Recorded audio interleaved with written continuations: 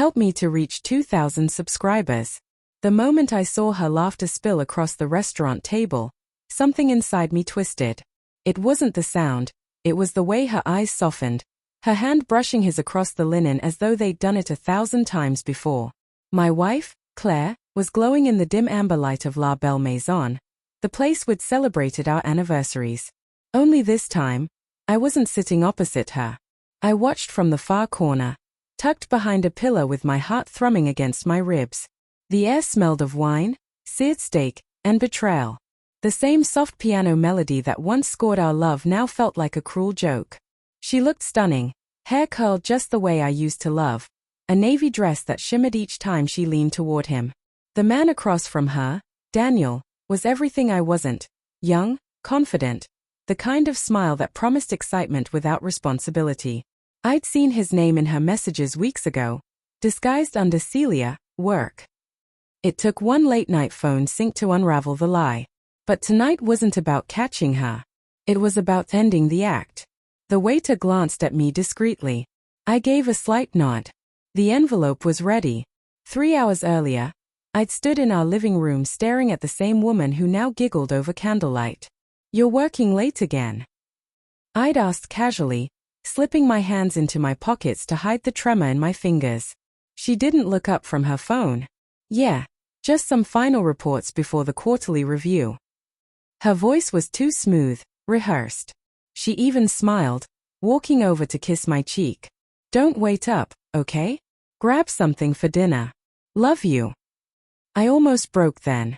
Almost grabbed her shoulders and screamed why? But I only nodded. "Love you too." The lie tasted bitter as it left my tongue. When the door closed behind her, I sank into the couch, breathing through the ache in my chest. Every thought was a war: anger, sorrow, disbelief. Maybe I misunderstood. Maybe he was just a friend. Maybe she missed the thrill of something new, something unscarred by bills and routine. Then I remembered her laugh last week, the same one she'd given me years ago when we first met. Only now, it belonged to someone else. I followed her to the restaurant an hour later, my car parked half a block away. Through the glass, I watched her sit down with Daniel, watched the way she adjusted her hair, the way her eyes darted around like she was afraid to be seen. Guilt, perhaps. Or excitement. They ordered wine, laughed too much, leaned too close. The waiter brought appetizers, and she fed him a bite of bruschetta. That was when the numbness finally cracked. I left briefly to hand the manager a thick cream-colored envelope and a quiet instruction. Money can make any performance seamless. By the time I returned, their date was in full bloom. The betrayal didn't feel real until I saw her reach across the table, fingertips grazing his wrist, eyes heavy with affection. It was a small gesture, but it tore through me with surgical precision. The waiter approached their table with the confidence of a man unaware he was delivering a bomb. "Good evening, madam," he said. "A special delivery for you." She frowned, confused, as he handed her the envelope. "For me?" "Yes," he replied, glancing subtly at me. "From your husband." The color drained from her face.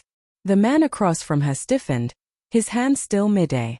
Her fingers trembled as she tore the seal. Inside were photographs, her and Daniel entering hotels, sitting in cars, texting under the glow of streetlights. Each picture was time-stamped, undeniable.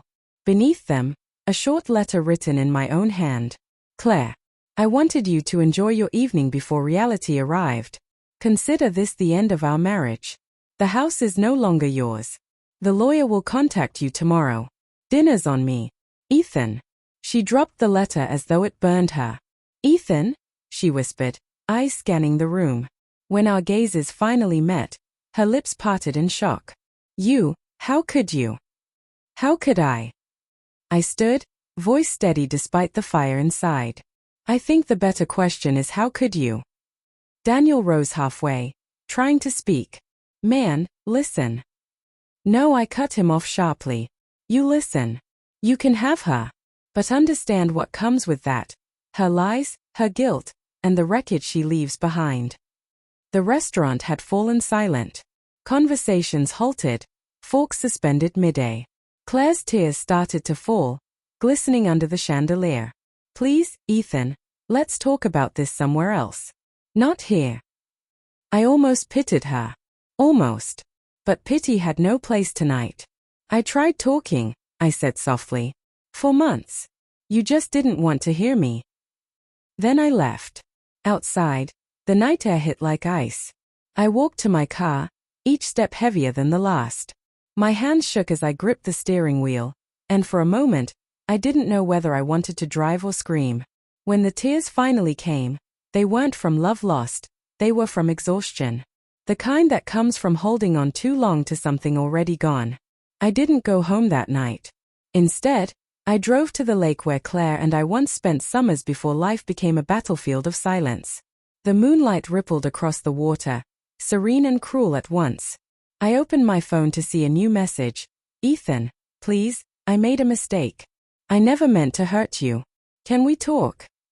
For a moment, I hesitated. Part of me still loved her. The way she smiled in the morning, the way she hummed off-key in the shower. But another part, the one that had watched her lie without flinching, knew love wasn't enough anymore. I typed back slowly. You already said everything you needed to by showing up tonight. Goodbye, Claire. Then I blocked her. The phone fell onto the passenger seat, the glow fading into darkness. Weeks passed. The divorce papers were signed with clinical efficiency. Friends called, some offered sympathy, others silence. The hardest part was unlearning her presence. No toothbrush beside mine, no perfume lingering on the pillow. Just emptiness, quiet but merciful. One afternoon, a letter arrived. No return address. Inside was a single photograph. Claire sitting by the same lake, eyes red, holding a note that read, I lost everything but I deserved it. I stared at it for a long time, my chest hollow yet oddly light. Closure didn't come with satisfaction, it came with acceptance. Betrayal had burned everything to ashes, but maybe ashes were what I needed to rebuild.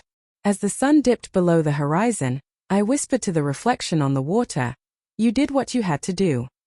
For the first time in months, I believed it.